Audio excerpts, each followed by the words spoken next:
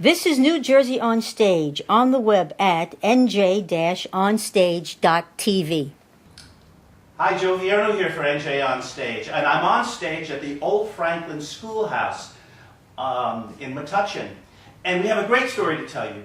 Where there was no community theater in Metuchen for years, suddenly there is one. Because two people have come together, a mother and a daughter, to put together this new theater program. And I have with me Catherine LaMoreaux and her daughter, Anna Paone. And it's so interesting to us. When we go out and do our shoots for NJ On Stage, we usually speak with people who are established in community theater. But you have an additional story to tell, because as I mentioned, a year ago there was no theater group. This is called the Dragonfly Multicultural Arts Theater. Tell me how it all came about. Who's the first mover? I've always wanted to have a theater. I worked at the Forum Theater in Metuchen for about 9.5 years part-time, but I always wanted a community theater here. And throughout the years, Anna did community theater all over New Jersey, and I was driving her, and she also did it in Ann Arbor, and I thought how nice it would be if we had something So here. instead of being a soccer mom, you were a theater mom. Right. And I agreed with her. I took a year off in between high school and college, and during that year, for part of it, I was working in Metuchen and volunteering in Metuchen, and I would walk around Metuchen in the middle of the day when most people were at work, and I would think it would be so nice to have some lively business here, something people could do on nights and weekends. I'm a Metuchen native, and occasionally I long for more to do on the weekends. Yeah, so the idea is terrific. To go from idea to an opening night this Friday, okay, a lot of things have to take place. Yes. You've got to pick a show, you've got to get yourself a cast, you have to find a theater. How did all those pieces come together? Well, You just took a very deep breath. I decided, I was growing unhappy in teaching, and I decided that I wanted Where were to you start a teaching? theater. I was teaching, I taught at South Brunswick for a long time. Then I wanted to change, so I went to New Brunswick Middle School to teach drama. Uh-huh. And then I thought, I really want to try it with adults. So in January, I talked to my sister, who has experience starting nonprofit organizations. And she lives in Michigan, but she did the initial rough draft of a nonprofit paper for a 501c3. Mm-hmm.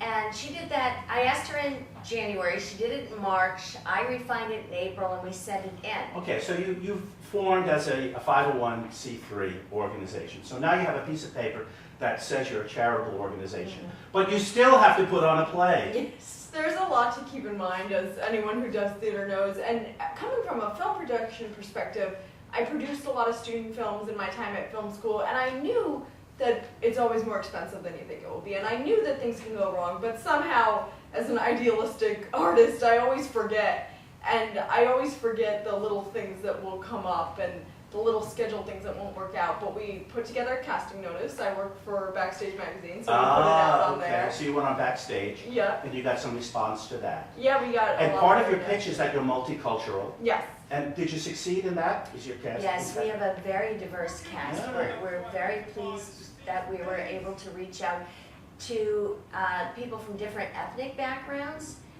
In New Jersey, we have a lot of New Jersey actors, a lot of Metuchen actors, as well as some very fine actors from New York City. So you're in the Old Franklin Schoolhouse, 491 Middlesex Avenue, Metuchen, for your United assistant. How did you get a hold of this wonderful space? Well, last year, or maybe even longer ago, my husband decided he wanted to do a reading of a play he wrote. Ah. And so he had it in here, he rented the space, and I loved it, and then I wrote a play, and I had a reading of it here. And I just love this space so much. And you were rehearsing where? At the Forum Theater in their office space. Is that right? Yes, I'm renting it out, but he's very good about taking the money He when is I Peter have Lowy. Yes, Yep. yes. And so I'm renting out the office space, which is about the size of this stage, so it worked out well. Yeah. The thing I like about this space is it's gorgeous and it's period, and it's almost like you almost barely need any other set dressing depending on what time period. Well, it's very intimate. I'm guessing you may get 30 or 40 people in here, so it'll be very intimate. Well, I wish you so well with all of this, and I hope it has legs and you do enough shows. Maybe we'll talk about what the plans are for the future. Let's talk about right now. It's the course acting show. And when Anna was telling me about this on the phone, what came to mind was a book I had, and I've had it for 20 years. It's called The Art of Course Acting. And in that book, it says to be a proficient course actor, you have to overdo everything. It's all, and so forth. Is that what this play is about? Yes. The plays are short plays written by the same person who wrote The Art of Course Acting. They're British one-act comedies, and I think they've all won prizes in the course acting theater festivals.